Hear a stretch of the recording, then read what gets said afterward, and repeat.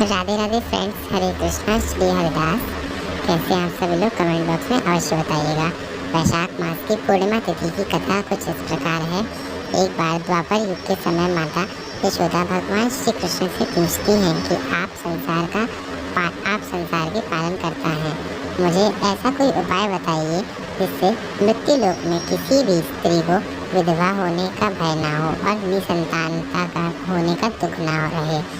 तब भगवान श्री कृष्ण ने अपनी माँ से कहा कि मैं आपको एक ऐसे व्रत के बारे में विस्तार से बताता हूँ जो सौभाग्य की प्राप्ति के लिए हर महिला को करना चाहिए। हर महिला को 32 पूर्णमासियों का व्रत करना चाहिए। इससे संतान और सौभाग्य की रक्षा होती है। एक नगर में कांतिका नामक एक नगर में राजा चंद्रहास से राज्य करते थे। उसके नगर में एक धनेश्वर नामक ब्राह्मण अपनी पत्नी सुशीला के साथ रहता था। इनके घर में किसी प्रकार की धन संपत्ति की कमी नहीं थी, लेकिन ब्राह्मण कोई संतान नहीं थी, जिसके कारण वे दोनों पति पत्नी बहुत दुखी रहते थे। एक बार उस नगर में एक साधु आए जो सभी घरों से भिक्षा मांगकर गंगा नदी के किनारे भोजन कर जीवन यापन करते थे, लेकिन वह साधु धनेश्वर के घर भिक्षा मांगने नहीं जाते थे। यह देखकर सुशीला और धनेश्वर बहुत दुखी हुए। जाकर उन्होंने साधु से पूछा कि आप सभी घरों से तो भिक्षा लेते हैं, परंतु हमारे घर क्यों नहीं आते। तब साधु ने कहा कि तुम निसंतान हो और ऐसे घर से भिक्षा लेना पतितों के अन्न के समान होता है। मैं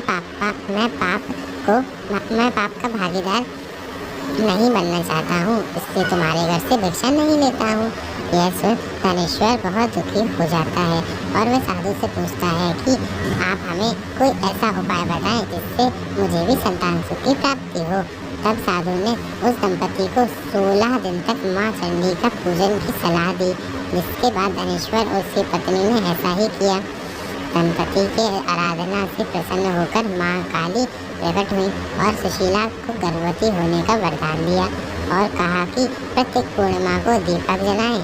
ऐसे ही सभी पूर्णिमा को दीपक की संख्या बढ़ाती जाना जब तक 32 ना हो दीपक ना हो जाए। तब माता के आशीर्वाद के फलस्वरूप सुशीला गर्भवती हुई। काली माता ने के कहे अनुसार वह दीपक जलाती रही। माँ काली के रूप और की कृपा और आशीर्वाद से दंपति के घर एक पुत्री ने जन्म लिया, जिसका नाम धनेश्वर और सुशीला ने देवदास रखा। देवदास जब बड़ा हुआ तो धनेश्वर ने उसे विद्या ग्रहण करने के लिए काशी भेजा। काशी में देवदास के साथ एक अजीब दुर्घटना घटी, जिसके कारण धोखे से देवदास का विवाह हो गया। जब देवदास ने बताया कि वह अल्प आयु में है, फिर भी उसका विवाह जबरदस्ती करवा दिया गया। कुछ समय बाद जब काल देवदास के प्राण लेने आया तो काल देवदास का प्राण नहीं ले पाया। तब काल ने यमराज से कहा कि वह देवदास के प्राण लेने में असमर्थ हैं। इसके पश्चात यमराज ने इसके पीछे का कारण जानने के लिए भगवान शिव और माता पार्वती के पास गए। तब माँ पार्वती ने माता काली के वरदान के वृत्तांत को सुनाया और कहा कि ब्राह्मण दंपति की पत्नी ने पूर्णिमा का व्रत रखा था, इसलिए काल देवदास के कुछ नहीं बिगाड़ पाया। तभी से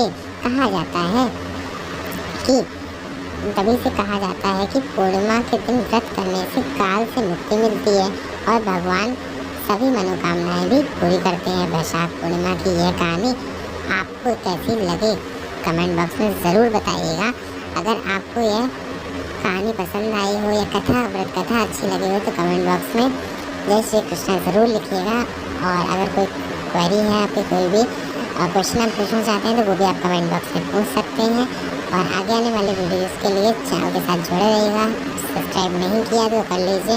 वीडियो अगर अच्छा लगा हो तो लाइक कर लीजिएगा। और तब तक के लिए राधे राधे, हरे कृष्णा, श्री हरिदास।